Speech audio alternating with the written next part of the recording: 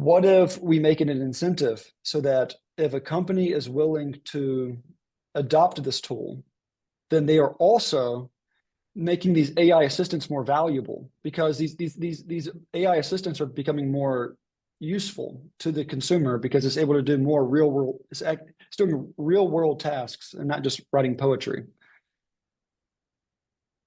So I, I'm I thinking think I'm thinking of go there's, ahead. Go ahead. yeah,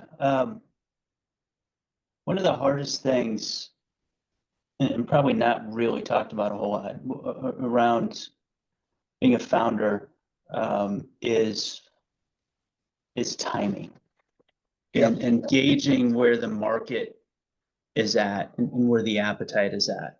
And then, tapping into that early traction while you build towards that bigger vision. So, and Yeah. what this sounds like to me, and I'll tell you about, you mentioned Experian, which I think um, is super relevant here. So the only two times that I've really lost money in a venture is when I went direct to consumer, Hmm. because your total acquisition cost is going to be, or your customer acquisition cost compared to customer lifetime value are typically inverted. It's crazy expensive to Yeah. acquire a customer that because you're competing for very limited wallet share, right? I mean, you're Yeah. $10 a month or $20 a month or whatever is competing against whatever else. So they've got to have a problem right then in order to pull out the credit card. And then Hmm. you got to keep them as a customer. And if you look back 15 years, 10, 15 years to LifeLock, the identity theft monitoring company, right? They were pretending to be a tech company, but they were really a marketing company. They would spend $70 Hmm. million a year or per quarter just in marketing to acquire customers, and they had a big retention problem.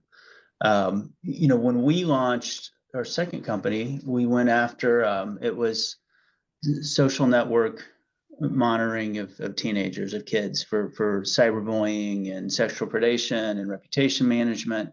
And this was back more in the early days of social media. Back in 2012, I think is when we launched that, and realized that you have to have something that you're asking your customers and prospects to adapt their value system in order to purchase your Hmm. your, your software. And what happened? We were competing against a couple other companies, and one of them sold. I forget who they sold to, but their COO, he and I met one day, and he's like, "Man, you just got to abandon this company. Like, walk away from it. It's like there's no business here." But what we did, is I don't call it a pivot as much as just redefining our go-to-market strategy. Was I went to the identity theft monitoring company and I said, "Look, what we're doing isn't a standalone product, but it's a great feature in your product, in your bundle." So what we ended up doing was becoming a platform, a back-end platform. We built out all the APIs, so we had all the integrations into the social networks. We had all of the algorithms to monitor for stuff, and then we went to these companies and said, just embed us. We'll make it super cheap because our cost is so low. And they all did, all of them except LifeLock, which is funny.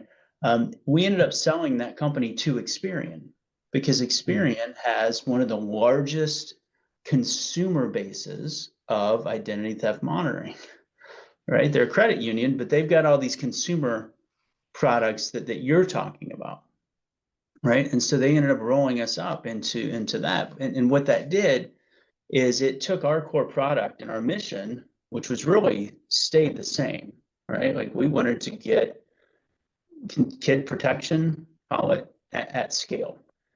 Do Not Pay, by the way, has raised $26 million. And I suspect a great chunk of that isn't going into the tech, it's going into what we're talking about with acquisition costs.